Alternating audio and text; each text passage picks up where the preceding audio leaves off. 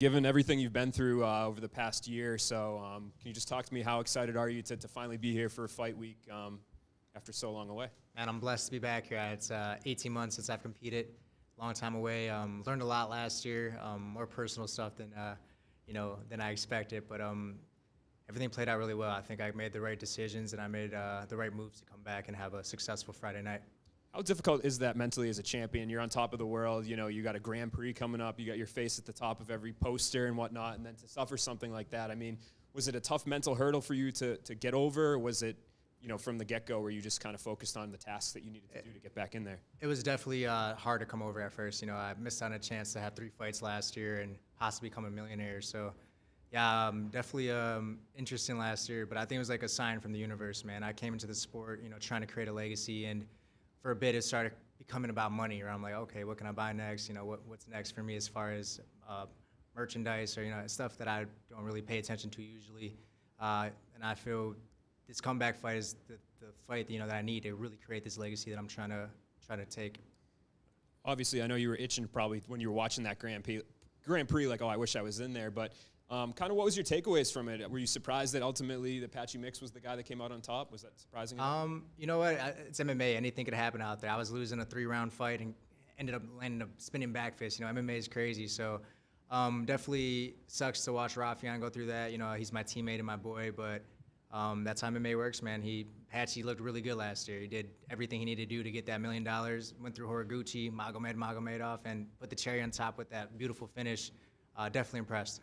So as you were gearing up to tell Bellator, like, I'm ready to go, I'm ready to fight, it's kind of coinciding with this tournament final, right, where, you know, you'd probably want to fight before rather than sit out and wait for whoever was going to win mix and starts. So when did the Patricio option kind of get presented to you? Was it just immediately, or was it something that you guys kind of figured out yourselves?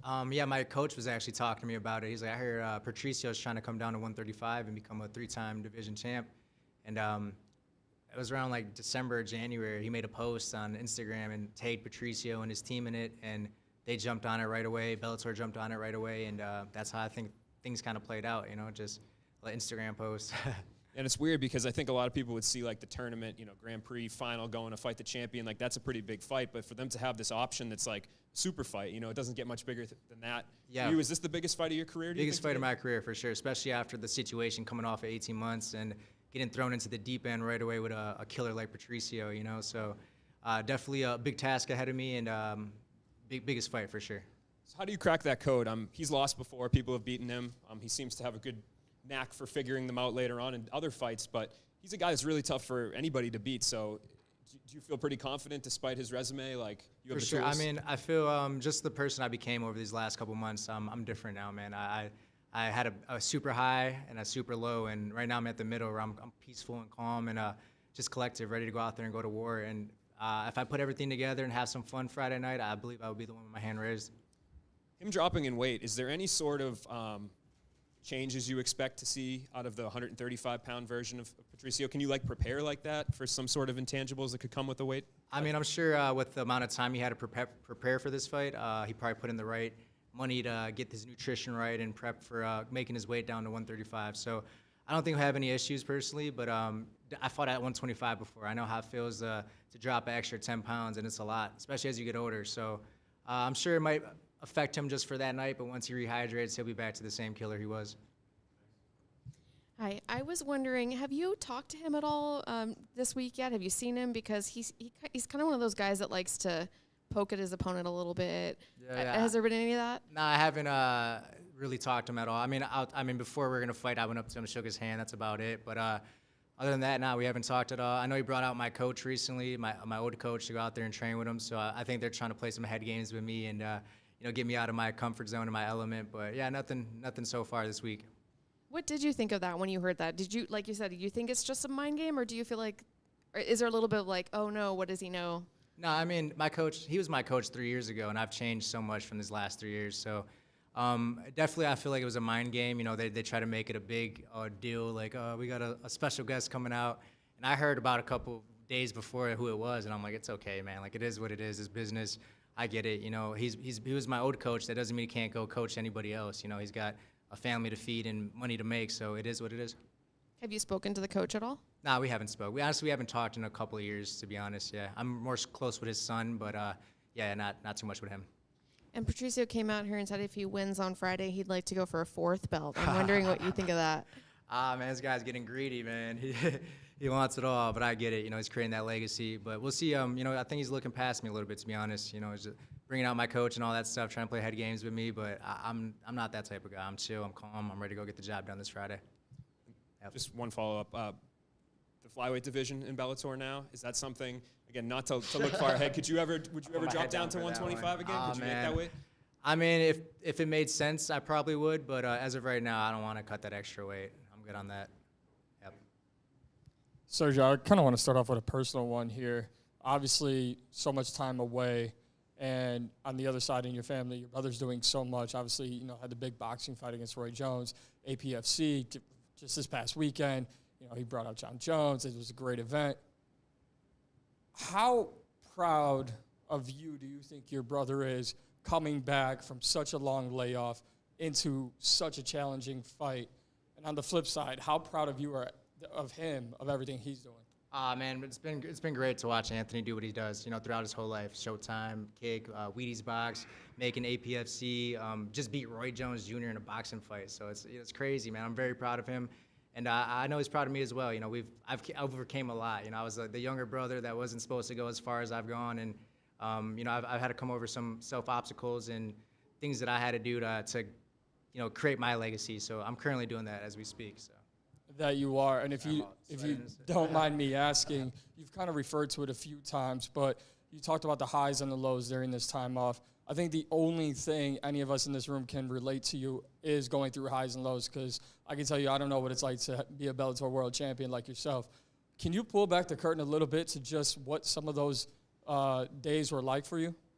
Yeah, I mean, the highs and lows for sure of the sport are crazy. Winning, losing, there's always going to be one winner, one loser. But last year, man, just things were taken away from me. I couldn't move. I couldn't walk. I couldn't, do the things I do on the daily, train and live a normal life. So, yeah, it was definitely, I learned a lot about, depression and a little bit more about my anxiety as well. So, yeah, it was a big year to overcome a lot of things last year and just grow as a person, outside of the cage.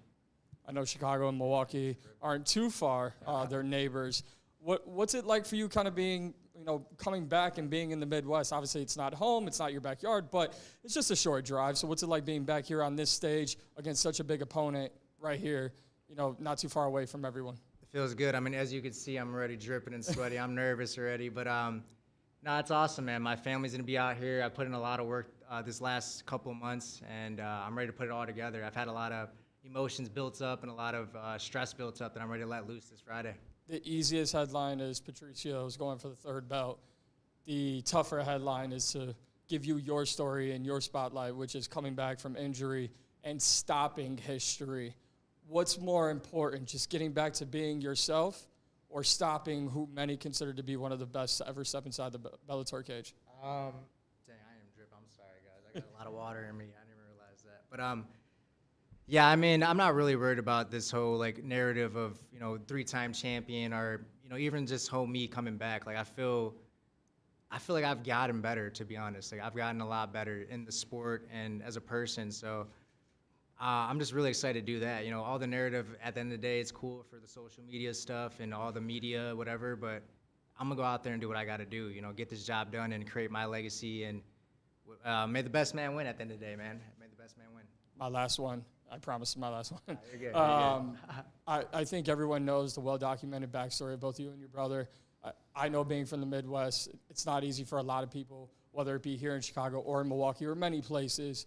When you talk about creating your own legacy and stamping that legacy, what do you think you can do for those who may never get into martial arts but are following you and your story, and how you can motivate them on a day-to-day basis?